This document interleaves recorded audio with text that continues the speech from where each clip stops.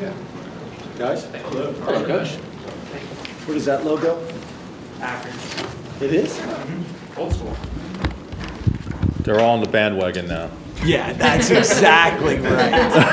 That is exactly right. I've never seen that logo. Yeah, that's exactly right, Mark. Appreciate everyone for joining us for Coach Franklin's weekly press conference. We'll start with an opening statement from Coach, and then we'll open up the questions. Yeah, appreciate you guys being here again, covering Penn State football like always. Just quickly recap FIU game, some general positives. I think special teams is really making some game-changing plays. You saw Gabe's 68-yard punt. I don't know if I've ever experienced a reaction in the stadium for a punt like that. It was pretty cool to kind of hear the reaction. And then the block punt by Dom, obviously. I thought we continued to manage the game well. I'm talking about the players in terms of not having to burn timeouts, having all 3 timeouts available at the end of the half, all 3 timeouts at the end of the game, not burning timeouts because we got 12 guys on the field or 10 guys on the field, things like that. So had some duplicate jersey numbers, had to change jerseys, things like that. And I thought our guys all managed that well, including Coach Lustig and his crew. Played disciplined Penn State football, had 3 penalties. I think we can still improve.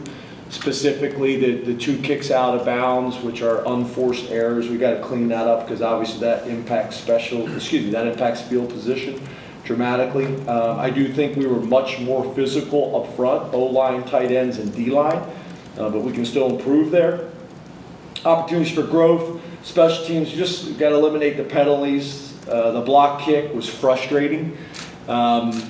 Literally for I don't know how many years now, the way we teach it is you are responsible for your inside gap, and then you basically use an arm bar in your outside gap to help the next offensive player. And everybody does that. You're responsible for your inside gap, help outside. Inside gap, help outside. We've had 2 years now in a row where guys have done that maybe 20 times in a row in games, let alone training camp. And then all of a sudden, a guy gets the idea that they're going to do something that they've never been coached. They've never asked a question on why they should do that. They've never done it in practice one time, but we've had 2 times now, 2 years in a row, where a guy takes 2 hands, puts them on the inside gap, doesn't help in the outside gap, and then we get split and get a field goal block. So that kind of stuff we got to get cleaned up. That is extremely frustrating as a coach. And then just more consistent in general on special teams, specifically in the second halves. Got to be more explosive on the offensive side of the ball. We were 10.9% explosive on Saturday. And then we got to be more effective on third down. That's why we weren't able to get into a rhythm.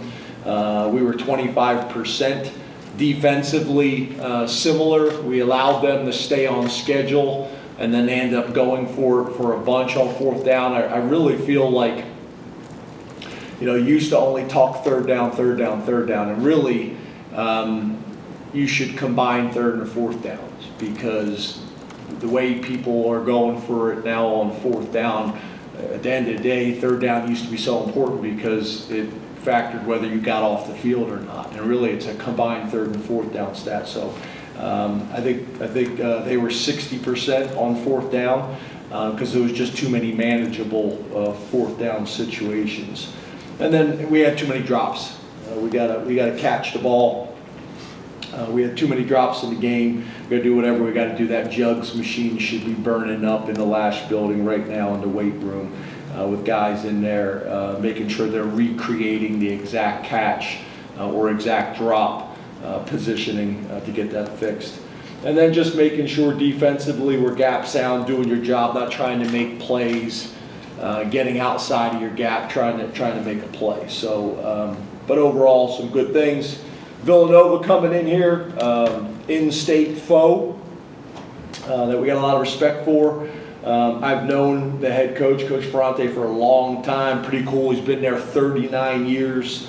former O-line coach, now been the head coach going on 9 years, going on 10 years. But the consistency that they've had in their program has been awesome, and it's led to really good things for them. You know, when you talk about, you know, coordinators, same thing. This offense coordinator has been there for 7 years now. So there's some experience there. 17 years of coaching college football. They're a spread team that are primarily going to operate out of the gun. They'll use some pistol backfield sets. In terms, when we say pistol, we're talking about the tailback being behind the quarterback. Primarily a zone and gap scheme team. They'll use inside zone, wide zone schemes, quarterback draws and third down situations, pass game, heavy RPO team with a little bit of drop back pass. 11 personnel and 10 personnel they'll base out of. Quarterback is a transfer from Nicholls State, Pat McQuaid. Their running back number 24, David Abbott, is a kid out of Frederick, Maryland, is a sophomore. The quarterback's a graduate senior. And then an offensive lineman that we've been impressed with, Stefan Voltaire, who is a senior, 6'5", 315 pounds. Defensively, same thing. Coach Pennypacker's been there for 11 years, 4 years as the defensive coordinator. You guys remember we had Ola with us for a few years. He took over for Ola when Ola left. 3-down scheme, they've stayed with the same scheme by promoting from within. They do a lot in the back half, like a lot of people do. They're going to play middle of the field open, 2 and 4, and try to disguise the 2, and then they'll play cover 1 and cover 3 and try to disguise the 2. Overall blitz about 38%. Linebacker number 31, Shane Hartzell, we've been impressed with him, kid out of Percy. Defensive lineman number 98, Obina Wabodo, the senior defensive tackle from New Jersey, and then defensive back number 2, Zamir Dawood, kid out of New Jersey, doing some nice things for him. And then on special teams, first team as the special teams coordinator, Josh Fletcher, because we hired their special teams coordinator, is with us. Coach Colangelo doing a great job for us. And then when you talk about guys that we've been impressed with, they got an ECU transfer, an Australian punter who's older than half of you guys. He's 33 years old, number 0, Luke Larson. And then their place kicker, number 42, Jack Barnum, is also a transfer. So both of those guys are special. Both of those specialists are transfers. So expect a packed house and a great environment here. Looking forward to Saturday, and we open up to questions. Start with Rich Carcella, followed by Bob Flomers. Good afternoon, James. How are you? Good, Rich. How are you? Fantastic. Hey, James, can you assess the defensive operation through 2 games? What has it been like, you know, seeing Jim Knowles at work up close for 2 games? And secondly, can you assess how Zariah and Zion played in their return? Yeah, so I'll start with Zariah. It was just great having him back. Probably played a little bit more than what I wanted him to play in terms of kind of just rep count. But he looked quick off the ball, he looked confident, mentally he looked confident, physically he looked confident, emotionally had a big smile on his face, was flying around and having fun. So I think that was big for us. We're young at defensive end, so that experience and that leadership is important for us.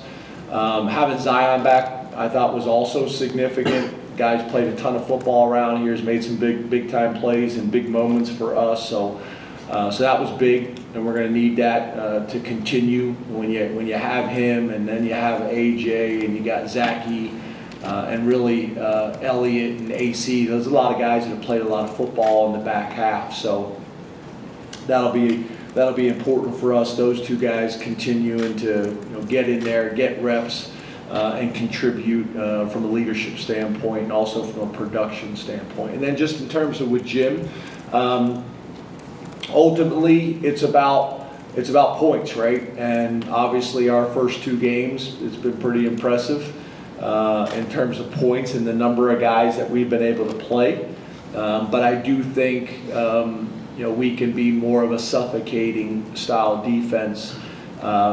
We've given up some yards that I think Jim would prefer, obviously, us being a little bit tighter and reacting. I still think our defense is thinking and not playing as fast as maybe we have in the past. And that's what's going to be important this week. And then obviously moving forward as well is just getting these guys playing fast and confident in some of the tweaks of the new system. So that'll be important for us moving forward. Let's go to Bob Founders, followed by Mark Wogenrich. Hi James, how are you? Good, Bob. How are you? I'm good. James, you touched on the physicality of your tight ends at the line of scrimmage a little bit earlier. I wanted to ask you just about the blocking of the tight ends and the wideouts in the run game. And the reason I asked that, it looked like on Katron's long touchdown run, they did a really good job of creating room for him, past the line of scrimmage, and the wideouts came across the field there to kind of give him an escort. What's your thoughts on how they performed?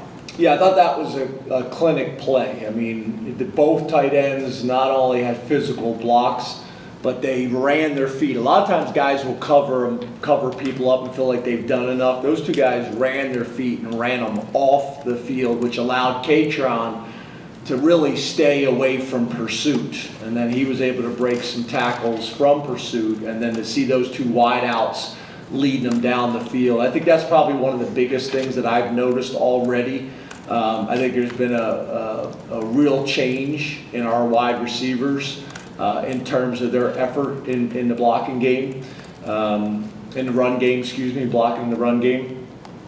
And I think there's a little bit of, you have to be careful when you start getting into a ton of RPO. It's hard to develop receivers sometimes as blockers because they very rarely do it, right? It's all RPO. So I think that's been a real positive. That's been obvious on film. That if you go through that tape again, there's examples of those guys coming down and digging out the safeties and having some physical blocks. Liam had a pancake block on a safety. Pena had a pancake block on a safety, I think. So I thought those things were real positive. So we're going to need to continue to do that. We had some drops, obviously, with Khalil. We get those things kind of cleaned up and removed, then I think we'll feel really good about our tight ends and what they're doing this season. Let's go to Mark Wogenrich, followed by Frank Bodani. Hi James, how are you? Good, Mark. How are you?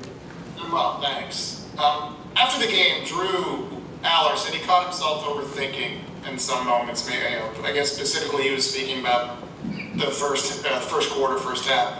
Did you see that? And then how do you address that or manage that when that comes up?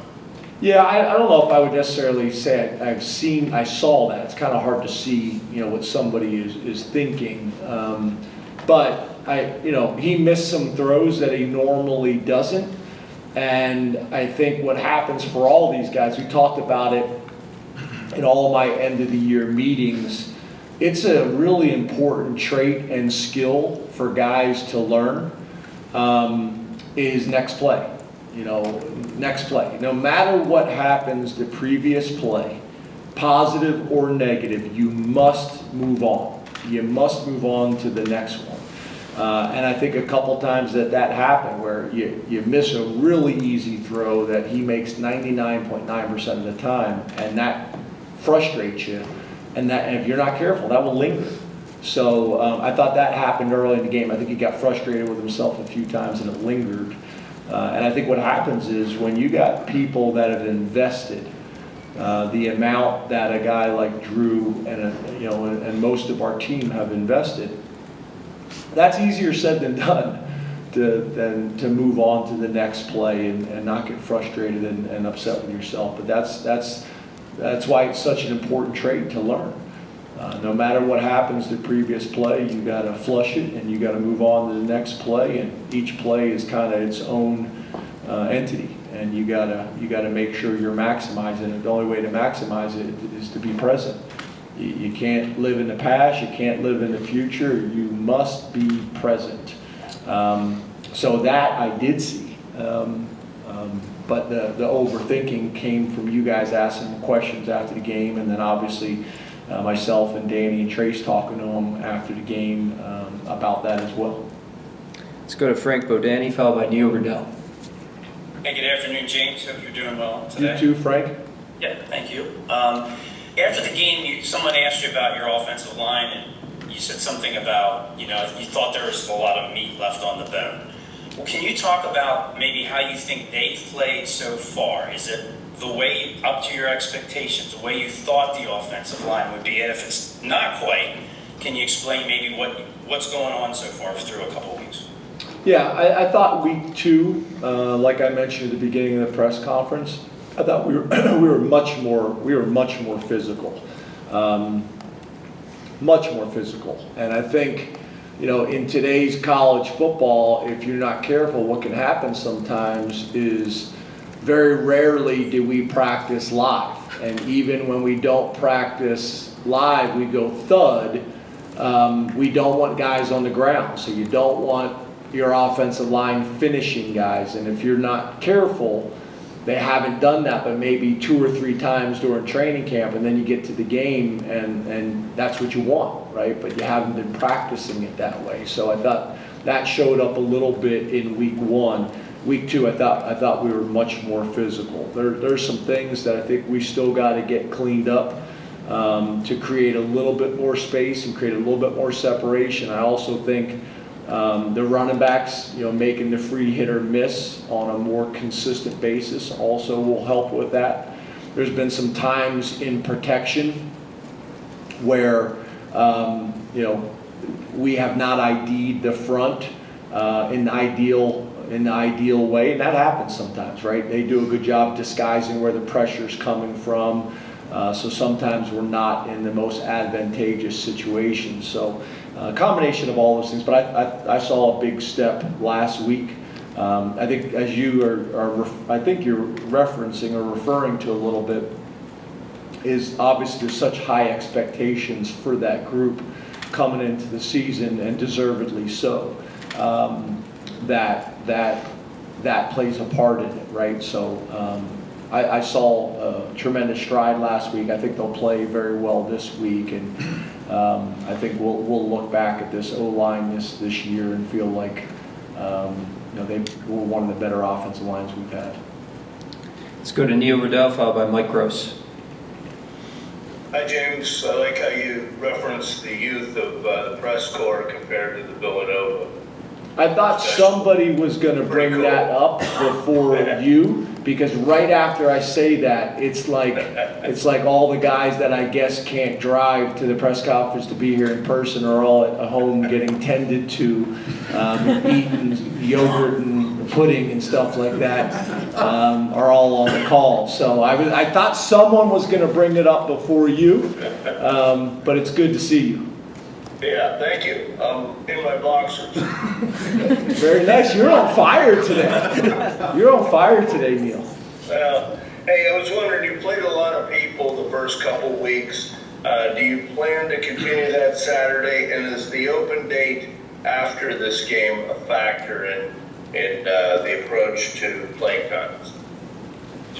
Yeah, we'll continue to play a bunch of guys this week. I won't get into next week because we're focused on this week and staying present and this opportunity that we have this Saturday.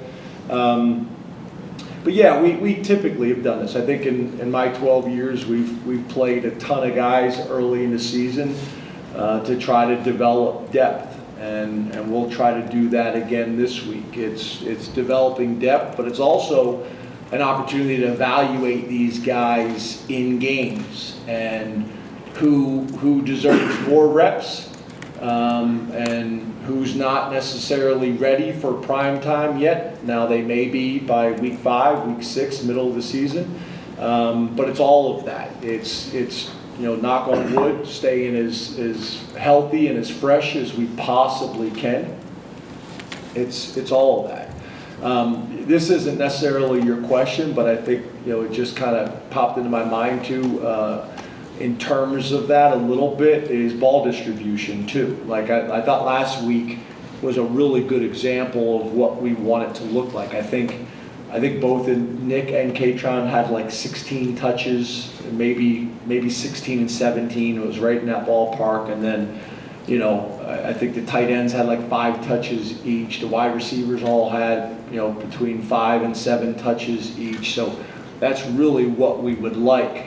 We just got to eliminate some of the drops because the more we do that, we'll stay on the field longer by staying on the field on third down and picking up first downs, which will create more opportunities, more touches from more guys. So, but yeah, we want to develop depth. We want to evaluate our roster and see who's ready. And then we want to try to stay as healthy as we can for what we anticipate to be a long season. Last question from Zoom, Mike Gross. Good afternoon, James. How are you? Hey, Mike, how are you? I'm well, thanks.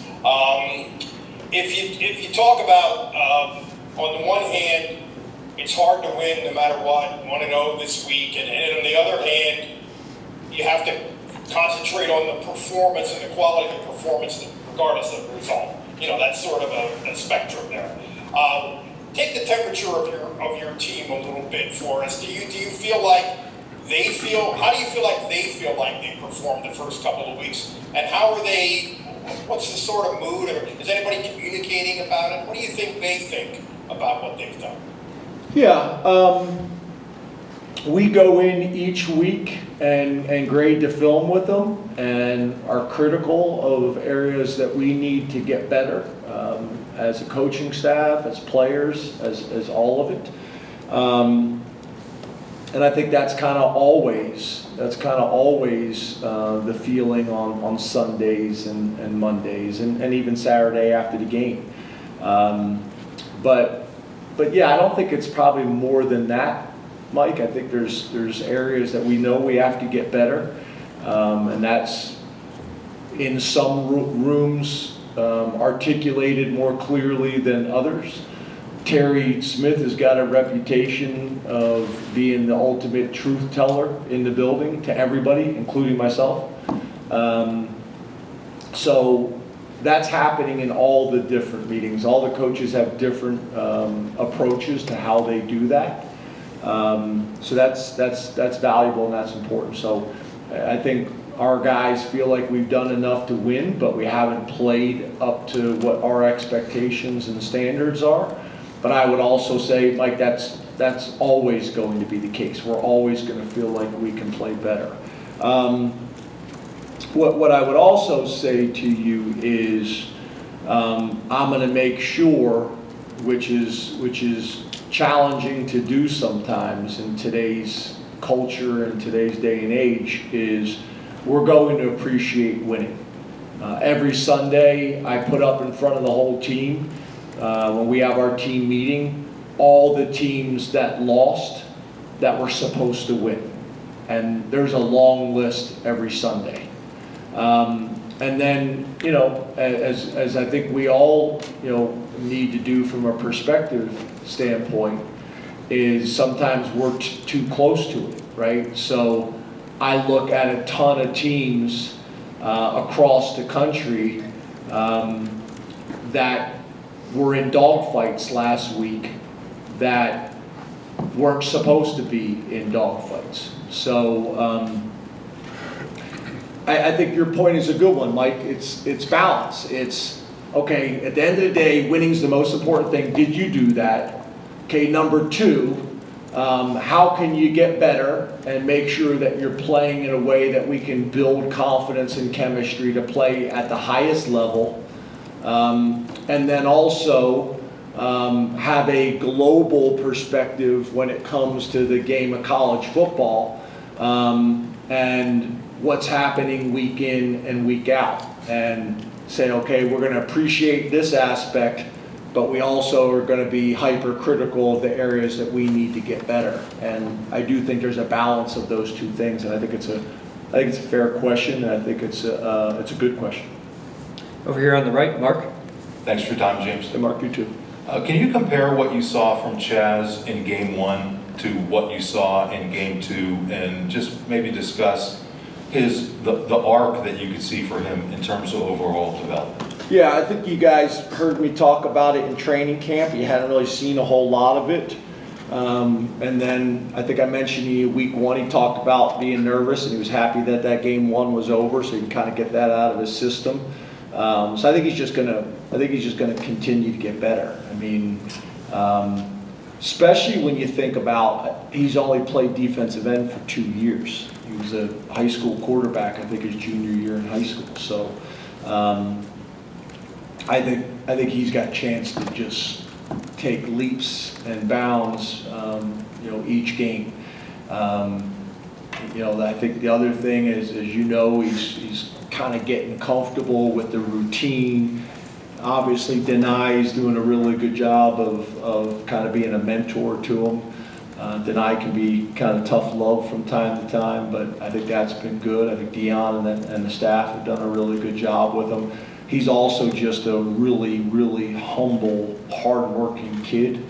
I would anticipate him continue to get better and better and better. And then obviously he's also a guy that as we start to narrow this thing down, his reps will probably go up, because rather than playing a 3 deep at defensive end, there's going to be some games where we play a 2 deep. So that may mean 8 to 10, 8 to 12 more reps for him. And I think the more reps and more plays and more opportunities and the more experience he gets, the more production will come. So he's an exciting young player, and he's an awesome young man, and his family's done a really good job of raising him. But I'm not going to talk about him too much, because I want to keep him humble and hungry. Up here in the front, John. Hey, James. How are you? Good. How are you? Good. You mentioned explosiveness on Saturday, and then you mentioned it again today a little bit, not reaching those goals. What is kind of holding you guys back from getting to where you want to in that regard, and how do you rectify it? Yeah, we missed a couple of the throws, right? We missed a couple of the throws. We had some drops. I think we had 5 drops. And when you catch the ball, there's a chance that you're going to make somebody miss, and those are going to, say, half of those turn into explosive plays. And then I think there's times where, just like K-Tron did on Saturday, you break a tackle. Now you got a chance for one of these runs to go, and that's going to happen, as we've seen for the last 4 years with Nick as well. So those things will come. They'll come organically, just by doing the things that we should be doing. Breaking tackles, making people miss as ball carriers, that's as receivers and running backs. Maximizing the opportunities that we get. Hitting a few more of the throws, straining in protection a little bit longer. All those things, all those things I think are important and helpful. And then I think, again, if our third down percentage goes up, that's going to create more opportunities. Our defense getting off the field on third down with a little bit more 3 and outs, that'll create some more opportunities as well. Because time of possession wasn't great, right? So all these things factor in. It's not just one thing like our favorite media, just chuck it deep deal. Like, all these things factor into it. To be fair, I think we probably could throw it down the field a few more times, but then it's also the ones we throw, catching and making people miss. It's making the free hitter miss in the running game, straining in protection a little bit longer, making a few more of the throws. You do a little bit better in each one of those areas, and now all of a sudden you're close to 20% explosive plays. In the front, Otter. Hi, how are you? Good, how are you? Good, thank you. How has Nick Singleton looked to you thus far, and kind of building off that explosiveness? Do you think there's kind of more there for him that you're maybe waiting to see? Yeah, so I think, you know, I had a conversation with Nick yesterday, and I think a little bit like Drew. I think he was thinking too much, and I think he's getting coached in some areas that I think, you know, are going to be important for his growth, and I see him getting better. But for all of these guys, we're going to coach the heck out of them Sunday through Friday. Saturday, when you wake up, just go play. And I think he's trying to play perfect. I think he's such a good kid, and he's so coachable. He's trying to do all the things that are asked from him. But again, that's not what Saturdays are for. Saturdays just go play, let it rip. And we had a good conversation about that on Sunday, and then I had a good conversation with Charles and Stan on Sunday as well. So I think we'll be in a good place there, and I do see him, you know, really getting better in a lot of areas. But I do think on Saturdays, like we discussed with Drew, I think, you know, they're overthinking some things and trying to play perfect rather than just letting it rip. Over here on the right, Tyler. Hey, James, we appreciate your time. You too. Wondering about your linebacker group through 2 games. How would you evaluate the top 3 guys that we've kind of known about for a while, and then also the depth that you've maybe been able to cultivate or are working on cultivating? Yes. So I think you talk about the tweaks in the system and the changes that we have with Jim. I think that's showing up at the linebacker position, and I think that's showing up at the safety position, the things that are asked of them. That's a little bit different now. I think at safety, there's some real competition there, and we're developing some depth. At linebacker, we need to get some more guys in the game to develop depth. Because there's not enough of that right now. But those 2 positions are challenged the most with the tweaks of what we're doing with the system with Jim. We got to get those guys playing fast and confident, and you know, we need to do that. You know, this week that needs to show up on Saturday, and we got to play some guys. I think I'd also make the argument that's always the position where I fight with the coaches the most about playing guys. Because the linebackers essentially the quarterback running the defense, and the safeties, like Dex always says, if a D tackle makes a mistake, we got a chance to get it right. If a linebacker makes a mistake, we got a chance to get it right. Corners, for the most part, if they make a mistake, there's somebody behind them to make them right. If a safety makes a mistake, there's nobody left, right? So, but developing that depth is critical. That's also why, obviously, as you guys know, on Sundays we have our developmental squad scrimmages, and we play a lot of guys that played in the game if their rep count wasn't significant. So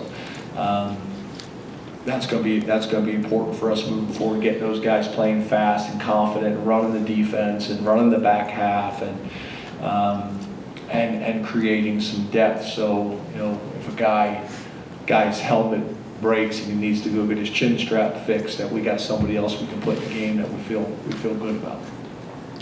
Way in the back, Caleb. Hey James, how are you? My man right here is dying to get.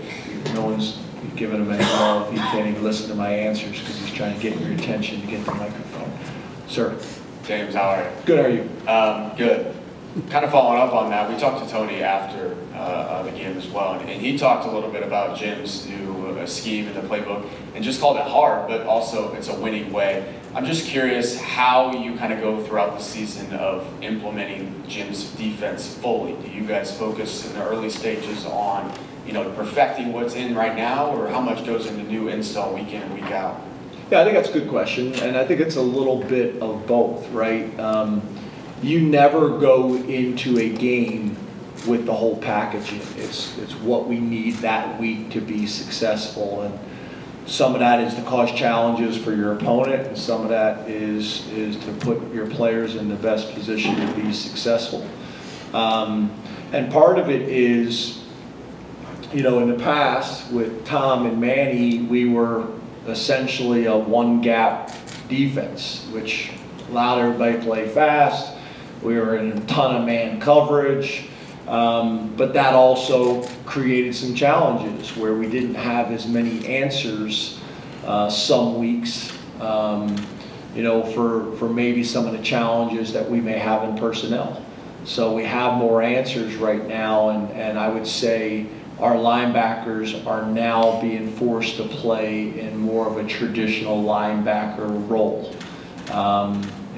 Having to defeat blocks, and where before we could spike and hit a gap, and that was your responsibility. So we still have a little bit of that in the system. So it's a different way of playing. So there's some growth that's going on there. But in terms of the system, to your point, not everything will be in any given week, and I think that's where Jim's experience is so valuable right now. I think we're being aggressive with it, but that's where his experience is so valuable, where he's going to say, okay, we're going to do whatever we have to do against Villanova to win the game, but then there's going to be some things that we're also going to put on them that's going to be important for us in the long haul during the season that they need to get more comfortable and confident with. Way in the back, T. Frank. James, how you doing? Hey, T. Last year we had a conversation about the deep ball and placement on deep balls where you want the quarterback to either put it exactly where he's supposed to or leave it a little bit short for those PI opportunities. Has any of that coaching changed this year? I was just curious if that was part of an off-season conversation or any sort of development for not just your quarterbacks but for the staff. Yeah, no, same philosophy. I think that's most people's philosophy. When you're one-on-one, obviously everybody would love the perfect throw in stride. That's what everybody's ultimate goal is. But if you're not going to do that, you want to leave it short. And if you leave it short, you still got a chance for the receiver to find the ball and make a play on it, where a lot of times the defensive backs can't find the ball, or you get a pass interference call, which those things showed up on Saturday as well. So, in a perfect world, we want to hit them in stride, but what we want to eliminate is, okay, you take 5 shots in the game and 3 are overthrows, where if you have a chance and you 3 are underthrown, you got a chance to get an interference on one, still an explosive play on the other. And again, as long as the ball is left with the right location, you can't leave it short and inside on a deep ball, right? You got to leave it short and outside. So those things I think are what's so critical. Is the ball location, not necessarily the depth of the throw.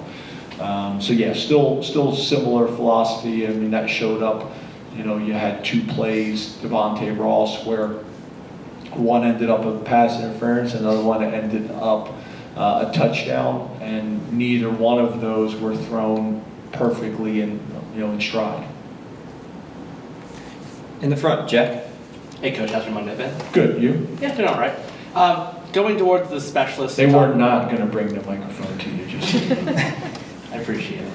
Talking about the specialists, I think it was Riley Thompson last year, talked about it was a very self-motivating group, a team that lived by the mantra of attack every session. Going towards Villanova and going off FIU, where you specified in improving the special teams, how do you and Justin kind of come in and talk about your approach to improving the special teams, both from like a physical and a mental standpoint? In the offseason, you're talking about? Or just in the offseason, but also in a week where you specified that you want to improve on special teams. Okay. When you first said Justin, I was like, who is Justin? Justin Lustig. I know, we don't ever call him Justin, so it's Coach Lustig or it's Stig. So I was like, who's this Justin guy he's talking about?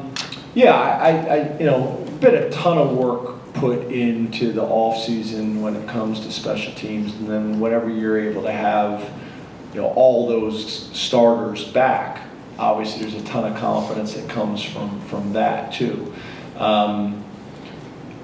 And then I think the other thing that factored into it is Stig knowing our personnel and, what does Liam Clifford do really well? What does Dakari do really well? What does Rojas do really well?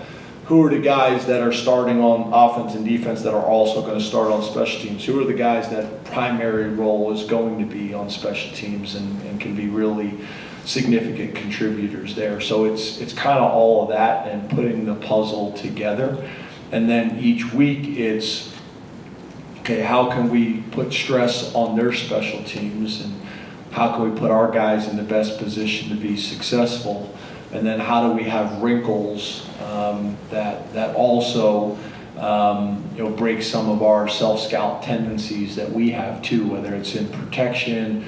As you guys know, in the past, we were a big roll punt team. Well, if your opponent knows that, then all of their block schemes are devised to attack, where the launch point is going to be. So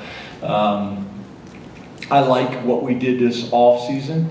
I've liked, for the most part, what we've done in game 1 and 2. We just got to eliminate some of the unforced errors. We had a kickoff return last week where we had one guy block the wrong guy, and if we block the right guy, there's the hole's going to be 12 yards wide, and it's going to be a kickoff return for a touchdown, and nobody gets to see that because we just have one guy that got his count wrong.